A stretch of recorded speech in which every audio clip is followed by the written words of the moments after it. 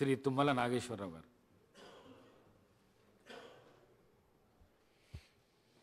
అధ్యక్ష, గౌరవ శాసనసభ అధ్యక్షులుగా ఎన్నికైనటువంటి మీకు అభినందనలు తెలియజేస్తూ, ముఖ్యంగా పెద్దలు చెప్పినటువంటి అంశాలతో పాటు శాసనసభ గౌరవ మర్యాదలు, దీని యొక్క ఔన్నత్యం, దీని యొక్క ప్రాశస్త్యం, దీని యొక్క అవసరం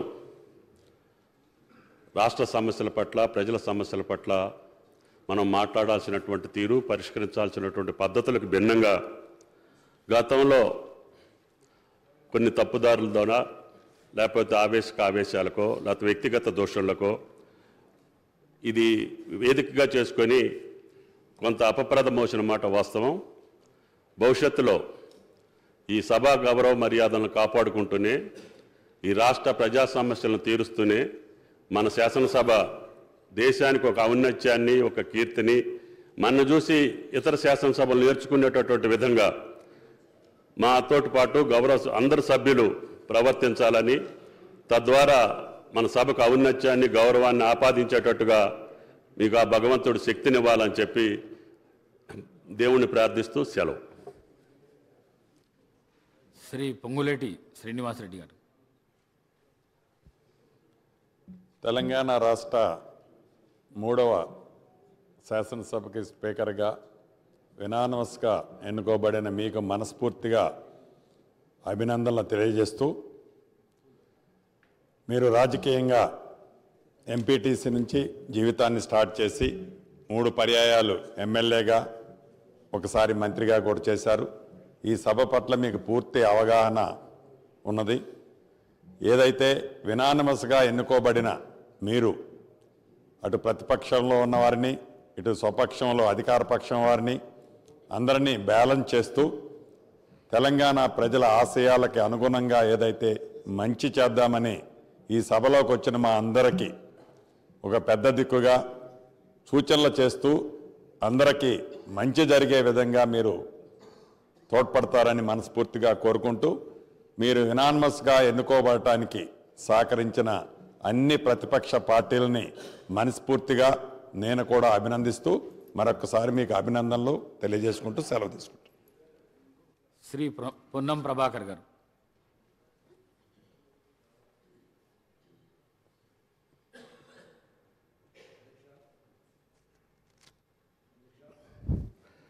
మీరు శాసనసభ అధిపతిగా అయిన సందర్భంగా శుభాకాంక్షలు తెలియజేస్తూ, గతంలో విద్యార్థి సంఘ నాయకుడిగా పనిచేశారు.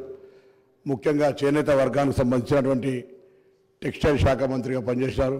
ఇప్పుడు ఇంతకుముందు గౌరవ శాసనసభ్యులు చెప్తున్నట్టుగా ఆనాడు పార్లమెంట్ సభ్యుడిగా సిరిసిల్లకు ప్రాతినిధ్యం వహించినప్పుడు గౌరవ శాసనసభ్యులు కేటీఆర్ గారు, మీరు, మనం అందరం కూడా ఆనాడు కావూరు సాంబశివరావు గారు కూడా తీసుకొచ్చి ఆ సమస్యల పట్ల మీకు అవగాహన ఉంది.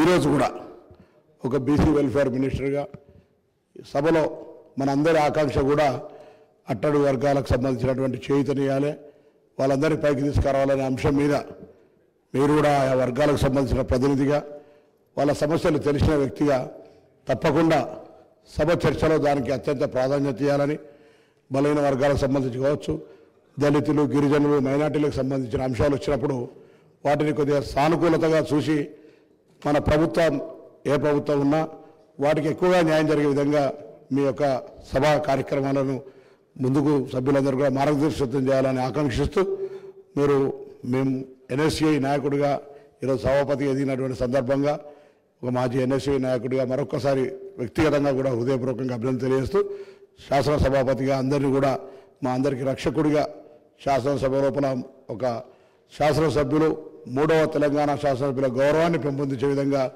మీ యొక్క మార్గదర్శకత్వం ఉంటుందని ఆశిస్తూ మరొకసారి శుభాకాంక్షలు తెలియజేస్తాం. శ్రీ జూపల్లి కృష్ణారావు గారు.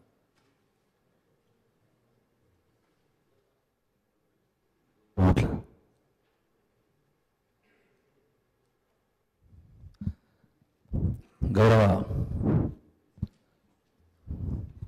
శాసనసభ స్పీకర్గా ఎన్నికైనందుకు హృదయపూర్వకంగా ధన్యవాదాలు తెలియజేసుకుంటూ, గడిచిన 15 సంవత్సరాల నుంచి కూడా సాన్నిధ్యం, మీ యొక్క పరిచయము, మీ యొక్క ప్రవర్తన, ప్రజల పట్ల మీరు చూసినటువంటి ప్రేమ కావచ్చు, అభిమానం కావచ్చు, అట్టడుగు స్థాయి నుంచి వచ్చి ఒక ఉన్నత స్థాయికి రావడం జరిగింది.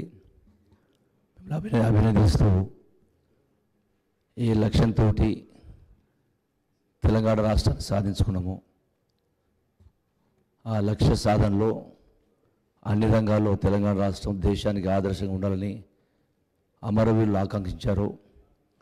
ఆ లక్ష్య సాధనలో ఈ యొక్క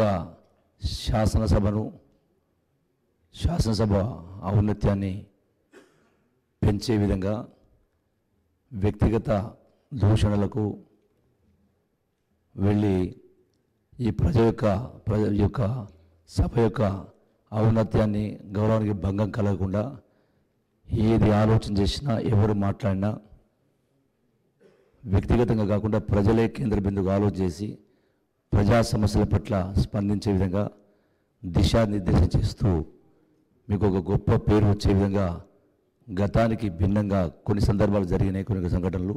దానికి భిన్నంగా ఈ యొక్క రాష్ట్ర శాసనసభ ఔన్నత్యం దేశానికి ఆదర్శంగా ఉండే విధంగా మీకు కీర్తి ప్రసిద్ధి తెచ్చే విధంగా ఉండాలని చెప్పిన భగవంతుడు ప్రార్థిస్తూ మరొకసారి 3వ పర్యాయం ఈ యొక్క శాసనసభ స్పీకర్గా ఎన్నికైన మీకు మరొకసారి హృదయపూర్వక ధన్యవాదాలు తెలియజేస్తూ సెలవు తీసుకుంటున్నాను. నమస్కారం. శ్రీ తలసాని శ్రీనివాస్ యాదవ్ గారు.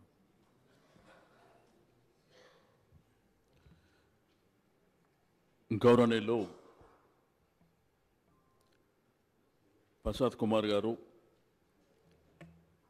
ఈరోజు శాసనసభాపతిగా ఎన్నికైనటువంటి శుభ సందర్భంలో మీకు మనస్ఫూర్తిగా అభినందన తెలియజేస్తూ, భారత స్వాతంత్ర్యం లోపట ప్రజాస్వామ్యంలో శాసనసభ అనేది చాలా పవిత్రమైనటువంటి శాసనసభ. ఇది ఒక దేవాలయం లాంటిది. మీరు కూడా స్వతహాగా మరి పేద వర్గాల నుంచి పెద్ద కుటుంబం, 8 మంది అక్కచెల్లెళ్ళు, అందులో మీరు, మరి ఇది కూడా మీ కుటుంబం లాంటిదే. గౌరవ మా పార్టీ అధ్యక్షుల వారు ఒక కొత్త సాంప్రదాయానికి నాంది పలకడమే కాకుండా, గౌరవ ముఖ్యమంత్రి గారు మిమ్మల్ని ఎన్నిక చేస్తున్నటువంటి శుభ సందర్భంలో మరి పార్టీ అధ్యక్షుల వారు, లెజిస్లేచర్ అఫైర్స్ మినిస్టర్ గారు సంప్రదించినటువంటి శుభ సందర్భంలో యునానిమస్గా మీరు ఎలక్ట్ అయ్యి ఈ యొక్క సభా సాంప్రదాయాన్ని పెంపొందించే విధంగా ఈ రోజు నుంచి మీకు పార్టీలకు సంబంధం లేదు కాబట్టి అందరి శాసనసభ్యుల హక్కులని, ఎందుకంటే ప్రజలు ఎన్నో ఆకాంక్షలు మమ్మల్ని ప్రతినిధులుగా పంపించినప్పుడు శాసనసభలో మా పట్ల మాకున్నటువంటి అంశాల పట్ల మాట్లాడతారనేటువంటి ఆలోచన, వారి యొక్క సమస్యలకు పరిష్కారం దొరుకుతుంది ఈ శాసనసభలో అనే విధంగా మరి మన డెమోక్రసీలో ఉంటుంది. కాబట్టి మీకు నేను మనస్ఫూర్తిగా అభినందన తెలియజేస్తూ, మా పార్టీ పక్షాన మీకు సంపూర్ణమైనటువంటి సహకారం ఉండడమే కాకుండా, మరి ఈరోజు ముఖ్యమంత్రి గారు ప్రవేశపెట్టినటువంటి ఈ యొక్క కార్యక్రమంలో మీరు శాసనసభ సభాపతిగా మరి ఆ స్థానంలో ఉన్నందుకు నిజంగా గర్వపడుతున్నామని చెప్పి నేను ఈ సందర్భంగా తెలియజేస్తూ సెలవు తీసుకుంటాను. శ్రీ ధనసరి అనసూయ సీతక్క గారు. నమస్కారం sir. 3rd Telangana legislative assembly స్పీకర్గా మీరు ఎన్నికైనందుకు చాలా సంతోషంగా ఉంది సార్. మీకు శుభాకాంక్షలను తెలియజేస్తూ, మీ వ్యక్తిగత జీవితంలో కానీ రాజకీయ జీవితంలో కానీ ఎన్నో రకాల ఒడిదుడుకులను ఎదుర్కొని ఈ స్థాయికి రావడం మాలాంటి అణగారిన వర్గాల నుంచి వచ్చినటువంటి బిడ్డలకు మీ జీవితం కూడా ఆదర్శప్రాయం, స్ఫూర్తిదాయకం. 2009లో కూడా నేను ఈ అసెంబ్లీలో ఈ సభలో ఉండడం జరిగింది. గత 5 years నుంచి మీరు మేమంతా పక్కపక్కనే ఒకే క్వార్టర్స్లో ఉండి మీరు ఎదుర్కొన్నటువంటి వ్యక్తిగత జీవితంలో మీ సతీమణి గారు కోల్పోవడం, ఇట్లాంటి అన్నీ కూడా మిమ్మల్ని చూసినప్పుడు మీరెంతో నిబ్బరంగా ఉన్నటువంటి తీరు, ఇవన్నీ కూడా చాలా చెలించినటువంటి సందర్భం. ఈరోజు మిమ్మల్ని చూస్తే చాలా గర్వంగా ఉంది. అదే కాకుండా ఒక అణగారిన వర్గాల నుంచి, అంచబడ్డ వర్గాల నుంచి వచ్చినటువంటి బిడ్డలు ఎదగాలంటే ఎన్ని కష్టాలు ఉంటాయో తెలిసినటువంటి వ్యక్తులుగా మీ జీవితం మా అందరికి కూడా ఆదర్శప్రాయం. మీరు ఒదుగుతూ ఎదిగిన తీరు దేశానికి ఒక ఆదర్శవంతం. తప్పకుండా మీరు మమ్మల్ని అందరినీ కూడా సమన్వయం చేసుకొని సభ యొక్క ఔన్నత్యాన్ని ముందాతనాన్ని కాపాడతారని భావిస్తూ ధన్యవాదాలు. సెలవు తీసుకుంటాను. శ్రీ వి ప్రశాంత్ రెడ్డి గారు. అధ్యక్ష, మొట్టమొదటిగా తమరు 3వ తెలంగాణ శాసనసభ స్పీకర్గా ఏకగ్రీవంగా ఎన్నికైనందుకు తమరికి శుభాకాంక్షలు తెలియజేస్తున్నాను అధ్యక్ష. మీ రాజకీయ జీవితం ఎంపీటీసీ నుంచి శాసనసభ్యుడిగా మంత్రిగా పనిచేసిన అనుభవం మీకు ఉన్నది. ఆ వివిధ వ్యవస్థల్లో అన్ని సభల్లో సమావేశాల్లో సభ్యుల యొక్క హక్కులు ఏ విధంగా కాపాడబడాలనో మీకు ఆ అనుభవం ద్వారా మీకు అన్ని తెలుసు అని చెప్పి నేను భావిస్తా ఉన్నాను అధ్యక్ష. మీరు మృదు స్వభావిగా అందరితో కలుపుగోలుతనంగా ఉంటారని చెప్పి ఒక పేరు ఉంది. మరి వాళ్ళ మా శ్రీనివాస్ యాదవ్ గారు అన్నట్టు ఈ రోజు నుంచి మీరు కాంగ్రెస్ పార్టీ వ్యక్తి కాదు అధ్యక్ష. ఈ సభలో మా అందరికీ మీరు తండ్రిలా ఉంటారని మేము భావిస్తూ ఉన్నాం. మా రెస్క్యూకు మీరే ఉంటారని చెప్పి కూడా మేము భావిస్తూ ఉన్నాం. ఎందుకంటే అధ్యక్ష, ప్రజాస్వామ్యం ప్రజ్వరిల్లాలంటే ప్రజా సమస్యలు ఈ సభలో ప్రస్తావించబడాలి, వాటి యొక్క పరిష్కారాలు కనుగొనబడాలి. ప్రజల కోసం సభ్యుల యొక్క గలం ఈ సభలో వినబడాలి. మరి దానికోసం మీరు ప్రత్యేకంగా ఇటువైపున్న ప్రతిపక్ష సభ్యుల యొక్క హక్కుల్ని మీరు కాపాడే విధంగా, మా యొక్క గొంతు వినబడే విధంగా ఈ సభలో మీరు మాకు రెస్క్యూగా ఉండాలని చెప్పి మిమ్మల్ని మేము ఆశిస్తూ ఉన్నాం అధ్యక్ష. మేము పోయిన సభలో అంటే దానికోసం మాకే ఎక్కువ టైం ఇవ్వబడాలి, ఇస్తారని చెప్పి కూడా ఆశిస్తూ ఉన్నాం. పోయిన సభలో మీకు ఎక్కువ టైం, అప్పుడున్న ప్రతిపక్షాలకు ఎక్కువ టైం ఇవ్వడానికి నేను ఎల్ఏ మినిస్టర్గా మా నాయకుడు ఆదేశాల మేరకు శాయశక్తుల ప్రయత్నం చేసినాం అధ్యక్ష. నిజంగానే కూడా ఇచ్చినాం అధ్యక్ష. అట్లా మీరు మాకు ఎక్కువ సమయం ఇచ్చి ప్రజల యొక్క సమస్యలు ప్రస్తావించేటట్టుగా, ఇక్కడ పరిష్కారం కాబడేటట్టుగా మీరు వ్యవహరిస్తారని చెప్పి మేము ఆశిస్తూ ఉన్నాం అధ్యక్ష. ఏది ఏమైనప్పటికీ మీరు ఇవాళ అత్యున్నత స్థానమైనటువంటి శాసన వ్యవస్థలో అత్యున్నత స్థానమైనటువంటి అక్కడ మీరు ఉన్నారు.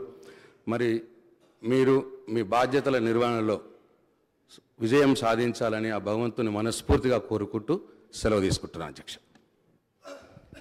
శ్రీ కొండ సురేఖ గారు.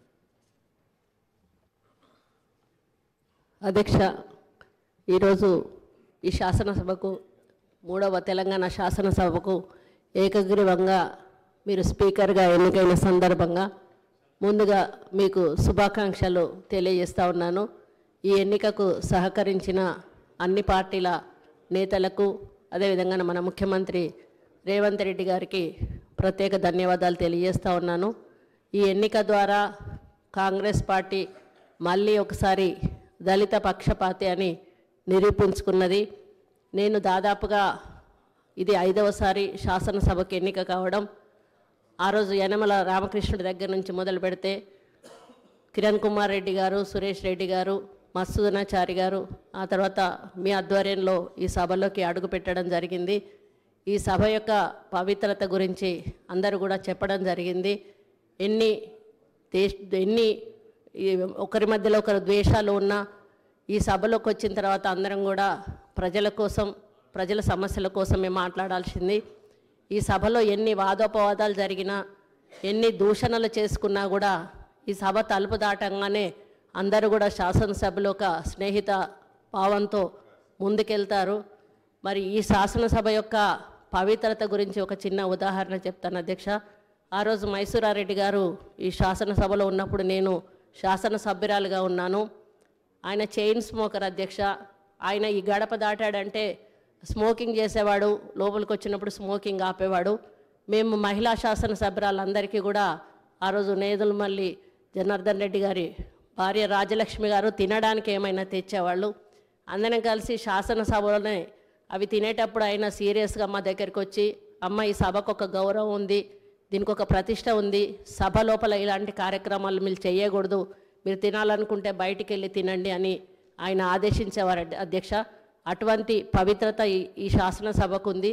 కాబట్టి ఇప్పుడు ప్రతిపక్షాలు మాట్లాడినట్టుగా మరి అధికార పక్షాలు మాట్లాడినట్టుగా మీరు ఈ సభకు ఒక తండ్రి లాంటి వాళ్ళు, అదేవిధంగా నాలాగా ఒక ఎంపీటీసీ స్థాయి నుంచి ఎంపీపీ స్థాయి నుంచి ఈరోజు స్పీకర్ స్థానానికి రావడం మామూలు విషయం కాదు అధ్యక్ష.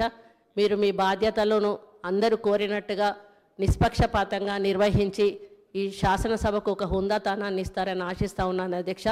మామూలుగా పదవితో కొంతమందికి వన్నె వస్తుంది, కానీ మీ పదవితో మీరు పదవికి వన్నె తెస్తారని మీ వ్యక్తిత్వంతో నేను ఆశిస్తూ మీ ద్వారా ఈ శాసనసభ మంచి సాంప్రదాయాలతో మంచి ఆలోచనలతో ముందుకెళ్ళి ప్రజా సమస్యల పరిష్కార దిశగా నడవాలని కోరుకుంటూ సెలవు తీసుకుంటూ మళ్ళీ ఒకసారి మీకు శుభాకాంక్షలు తెలియజేస్తున్నాను అధ్యక్ష.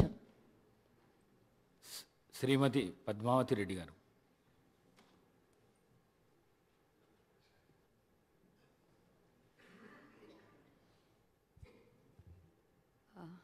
నమస్కారం అధ్యక్ష. చాలా సంతోషం అధ్యక్ష ఈరోజు నాకు ఇప్పుడు ఛాన్స్ ఇచ్చినందుకు. ముందుగా మీరు ఎలెక్ట్ అయినందుకు యునానిమస్గా మా తరఫున మరి కోదాడ నియోజకవర్గ ప్రజల తరఫున మీకు శుభాకాంక్షలు తెలియజేస్తున్నాను. మరి అధ్యక్ష ఇది నాకైతే పర్సనల్గా ఒక మహిళగా చాలా సంతోషంగా ఉంది. మీరు 8 మంది సిస్టర్స్ మధ్యన మీరు వారిని మంచిగా చూసుకున్నందుకు మరి మా మహిళలు అందరి తరఫున నాకు పర్సనల్గా చాలా సంతోషంగా ఉంది. మా రైట్స్ కూడా మీరు కాపాడతారని పూర్తి నమ్మకం కూడా ఉంది అధ్యక్ష. మరొక్కసారి మీకు నేను నా బెస్ట్ విషెస్ మీకు తెలియజేస్తున్నాను అధ్యక్ష. Thank you.